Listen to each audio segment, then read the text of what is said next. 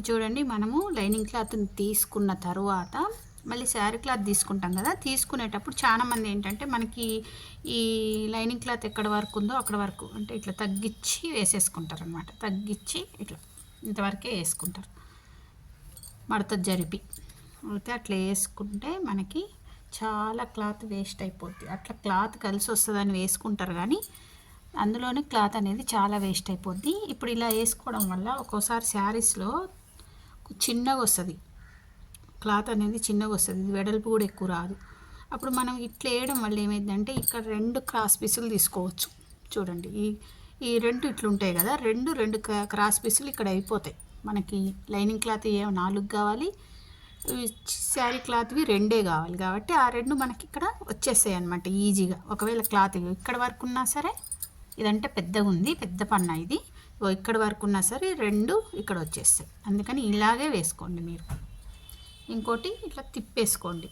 తిప్పి వేసుకోవడం వల్ల మనకి మనం వేసే గీతలు డాట్లు అన్నీ మనకి కనిపించని వైపు వెళ్ళిపోద్ది అన్నమాట. కొంచెం ఎక్కువ పెట్టుకోండి, మరీ ఎక్కువ పెట్టుకోవద్దు. మెయిన్ ఇక్కడ ఏంటంటే ఫ్రంట్ తీసేటప్పుడు మాత్రం ఈ క్లాత్ అనేది ఎక్కువ పెట్టుకోవద్దు. ఇక్కడ షోల్డర్ దగ్గర తక్కువ పెట్టుకుంటే మీ క్రాస్ మనం ఆల్రెడీ క్రాస్ చూసి వేస్తాం. అది చూసింది అటు ఇటు కాకుండా కరెక్ట్గా వస్తుంది అనమాట. ఓకేనా? కొంచెం అన్నా కట్ చేసేయండి. చాలామంది ఏంటంటే ఇక్కడ ఇట్లా కట్ చేసుకుంటూ వచ్చేస్తారు, ఇక్కడ ఇట్లా కట్ చేస్తారు, ఇక్కడ అస్సలు కట్ చేయరు. దానివల్ల ఇదంతా బుంగలు వస్తాయి, ఇలాంటి బెనారస్వి అలాంటివి. అదే ఇక్కడ కొంచెం కట్ చేసినాం అనుకో, మొత్తం ఏం చేయొద్దు, కొంచెం ఇక్కడ చేయండి. ఎందుకంటే మొత్తం చేస్తే అది కరెక్ట్ కొలత రాక అటు ఇటు అవుతుంది. ఇక్కడ కొంచెం చేస్తే అందులో నుంచి మనం ఇట్లా అనుకుంటాం కదా, కుట్టేటప్పుడు స్టిచ్చింగ్ చేసేటప్పుడు ఇట్లా అనుకోవడం వల్ల మనకి ఇట్లా సాఫ్గా వచ్చేస్తుంది అనమాట. క్లాత్ అనేది బుంగలు రాకుండా ఉంటుంది. ఓకేనా?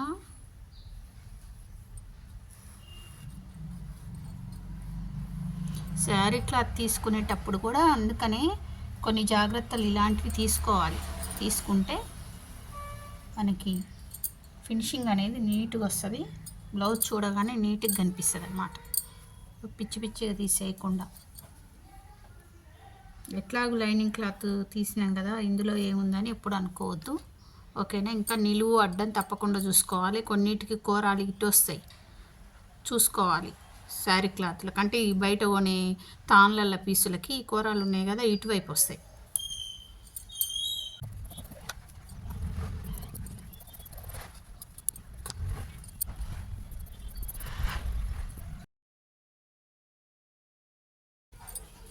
ఇంకోటి వెంటనే చూడండి, ఈ క్లాత్ అయితే చాలా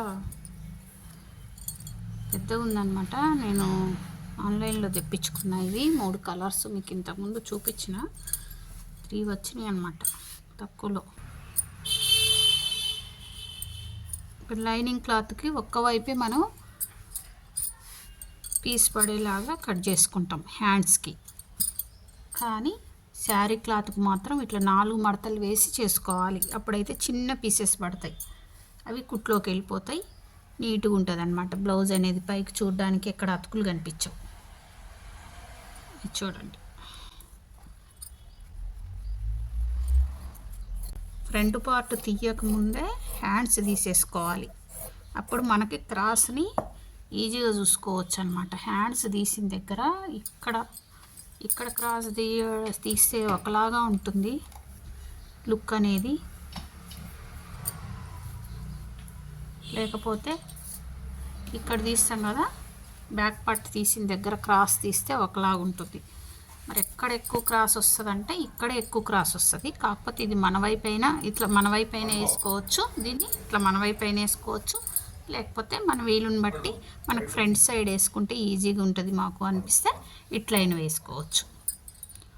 ఓకేనా? అంతే. ఇప్పుడు ఫ్రంట్ పార్ట్ తీద్దాం. కొన్ని ఇలాంటివన్నీ పాటించడం వల్ల ఏంటంటే నీట్ ఫినిషింగ్ వస్తుంది.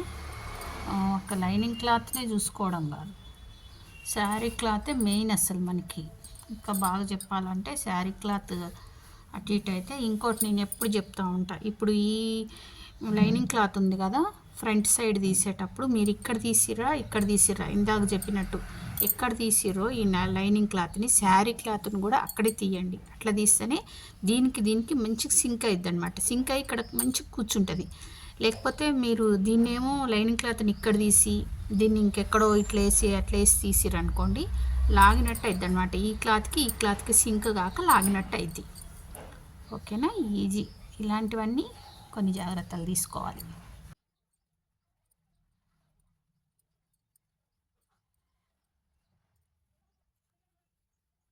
ఇందాక బ్యాక్ పార్ట్ తీసేటప్పుడు నేను చెప్పిన కదా, ఇక్కడ ఎక్కువ ఎక్స్ట్రా ఉన్నప్పుడు ఏం తేడా అవుతుందంటే, ఇక్కడ ఎక్కువ ఎక్స్ట్రాలు తీసుకుంటే ఇప్పుడు మనం క్రాస్ అనేది ఇక్కడ సెంటర్ మంచిగా చూసుకున్నాం. అప్పుడు కుట్టేటప్పుడు ఒకవేళ పీస్ వర్క్ ఇచ్చినా మనమైనా మర్చిపోయి ఇదంతా బేస్ చేసుకొని ఇటేసినా క్రాస్ పోద్ది, లేకపోతే మొత్తం ఇటు చేసుకొని కుట్టేసినా క్రాస్ పోద్ది. అందుకోసమని ఇక్కడ కొంచెం తక్కువ తీసుకొని మనమైతే క్రాస్ని ఏ యాంగిల్లో వేసినామో చూసుకొని చూడండి. కావాలంటే మీరు దాని పక్కనే ఇట్లా గీత గీసుకొని షోల్డర్ వర్క్ అయితే ఈ జాగ్రత్త పాటించండి. ఇట్లా గీత గీసుకొని సేమ్ దాని మీద పెట్టి కుట్టేయండి. ఇది ఎట్లాగో తిరగలే కదా, ఇది ఇట్లా కుట్టే. ఇప్పుడు ఎట్లా గీసుకున్నామో అట్లా చూడండి, ఇట్లా కుట్టేస్తే అయిపోద్ది. అసలు కొంచెం కూడా తేడా రాదు. ఎందుకంటే మనం ఇక్కడ క్రాస్ ఉందా లేదా చూసుకుంటాం, అన్నీ చూసుకుంటాం. ఓకేనా? కట్ చేద్దాం.